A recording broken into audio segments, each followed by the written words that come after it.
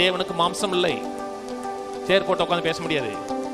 தேவனுக்கு ஸ்பிரிட், நீங்களும் spirit. Spirit to spirit தான் கம்யூனிகேட் ஆகுது. எழுதியிருக்கிறபடி தேவன் தம்மை அன்பு கூர்ந்தவர்களுக்கு ஆயத்த மண்ணினவைகளை கண் காணவில்லை, காது கேட்கவில்லை, அவன் மனுஷனுடைய இருதயத்தில் தோன்றவில்லை. எழுதியிருக்கிறபடி என்னன்னு அர்த்தம்? பழைய ஏற்பாட்டில் இருக்குன்னு அர்த்தம். பழைய ஏற்பாட்டில் இருக்குது, பழைய ஏற்பாட்டில் இருக்கிறத கோட் பண்ணுறாரு. தம்மில் அன்பு கூர்ந்தவர்களுக்கு தேவன் ஆயத்தம் பண்ணவில்லை, இந்த கண்ணில் பார்க்கல, இந்த காதில் கேட்கல, மனுஷனுடைய மூளை அறிவினால் அதை பெர்சீவ் பண்ண முடியல. கவனிங்க, இன்றைக்கி மக்கள் தன்னை பெரிய அறிவாளி நினைக்கிற மக்கள் நிறைய இருக்காங்க. நிறைய படிச்சிட்டாங்க, அதனால் தங்களை பெரிய அறிவாளின்னு நினைத்துக்கிறாங்க. ஆனால் அவர்கள் முட்டாள்னு அவங்களுக்கு தெரியலை. அவங்களுக்கு ஏதாச்சும் ஒரு காரியம் விளங்கணும்னா 5 சென்ஸுக்கு உட்படணும். அவங்களுக்கு பார்க்கணும், அறிவியல் பூர்வமாக அதை பகுத்து அறிந்து கொள்ளணும், உணரணும். இல்லைன்னா அது இல்லைன்றுவாங்க. மனிதனை கர்த்தர் 5 சென்ஸில் படைக்கல, மனிதனை கர்த்தர் 6 சென்ஸோட படைச்சார். இன்னைக்கு மனிதனுக்கு செயல்படுகிற ஃபுல்லாக 5 சென்ஸ் தான். 6th சென்ஸ் ஒன்று இருக்கு, ஆறாவது அறிவு. உங்களோட ஆவியில தேவனை குறித்த அறிவை பெறுவது, ஆவியில தேவனை பெர்சீவ் பண்ணுவது. தேவன் உங்களோட ஆவியில பேசி தேவன் எப்படிப்பட்டங்கிறதை மனதில் விஷுவலைஸ் பண்ணி பார்க்கறது. மனிதனுக்கு கிடைக்கிற எல்லா தகவலும் 5 புலன்களுக்கு உட்படலைன்னா அது இல்லைன்றான். இல்லை இல்லை, நான் நம்ப மாட்டேன். ஏன்ட்டே ஒருத்தர் சொன்னார். அவர் சொன்னபோது, தம்பி எத்தனை வியாதி இருக்குது, அப்போ கொரோனா பீரியடு, கொரோனா நீங்கள் பார்த்தீங்களா தம்பின்னு. கொரோனா பார்க்குறோம்ல சார், மைக்ரோஸ்கோப்பில் பார்க்குறோம்ல. அவனுக்கு எல்லாம் எங்கே வரணும்? மைக்ரோஸ்கோப்பில் வரணும். தம்பி உடனே பார்த்தியானே? பார்த்தேங்கிறான். என்னைக்கு பார்த்தான்? உங்களை என்னைக்காச்சும் நீங்கள் பார்த்துருக்கீங்களாங்க? உங்களை பார்க்கவே இல்லைங்க. ஒரு நாள் நீங்கள் என்ன பார்க்கல, நான் ஒன்றா பார்க்கல. பெட்டியில் இருக்கும்போது போயிட்டா இருக்கிறேன். எங்கே போனார் அவர்? பிடிங்கன்னா பிடிக்க முடியாது உங்களால். அதான் நீங்கள். தேவனும் ஆவியா இருக்கிறார். ஸ்பிரிட் டு ஸ்பிரிட் ரிலேஷன்ஷிப்பு, அங்கே தான் ஜெயம் உண்டாகுது. இன்னைக்கு மக்கள் எவல்யூஷன் பேசுகிறாங்க பார்த்தீங்களா? மனுஷன் எவல்யூஷன் ஆகலை, டிவல்யூஷன் ஆகிட்டான்.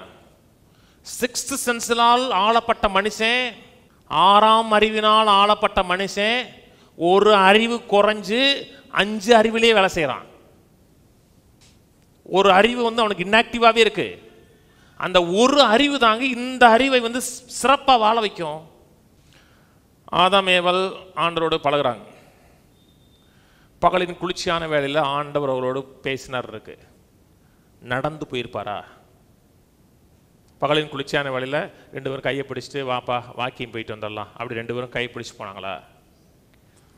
ஆண்டவரும் அவரும் சேர் போட்டு உட்காந்து பேசிட்டு இருந்தாங்களா? தேவன் ஆவியா இருக்கிறார். அப்போ எப்படி பேசுனாங்க? Spirit to spirit relationship. அவர் ஆவியில் என்ன நினைக்கிறாரோ இவனுடைய ஆவிக்கு தெரியுது.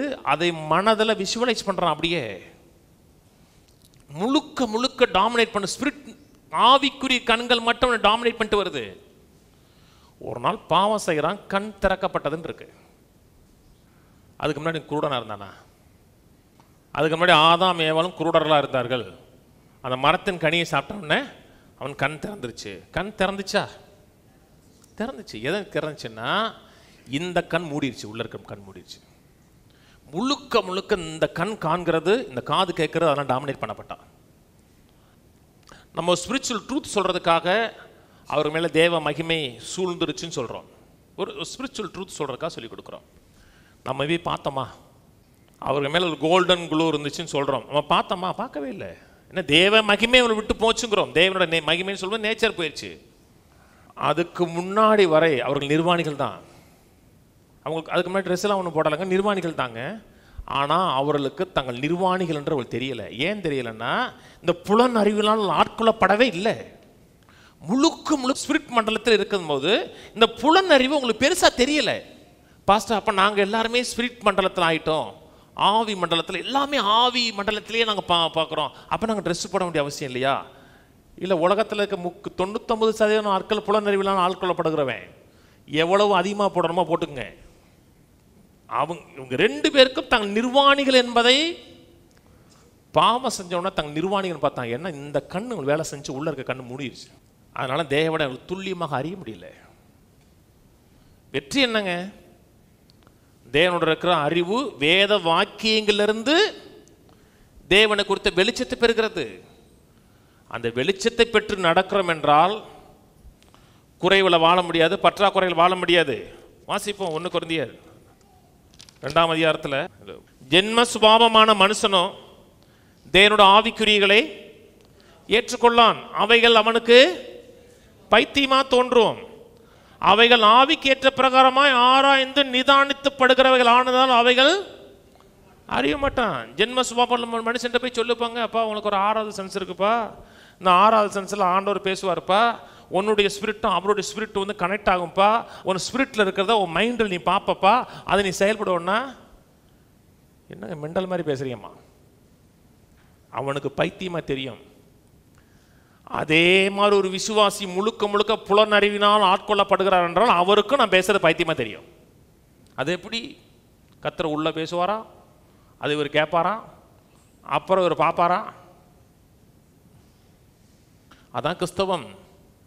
தேவனுக்கு மாம்சம் இல்லை, சேர் போட்டு உட்காந்து பேச முடியாது. தேவனுக்கு ஸ்பிரிட்டு, நீங்களும் ஸ்பிரிட்டு. ஸ்பிரிட் டு ஸ்பிரிட் தான் கம்யூனிகேட் ஆகுது. அப்படித்தானங்க?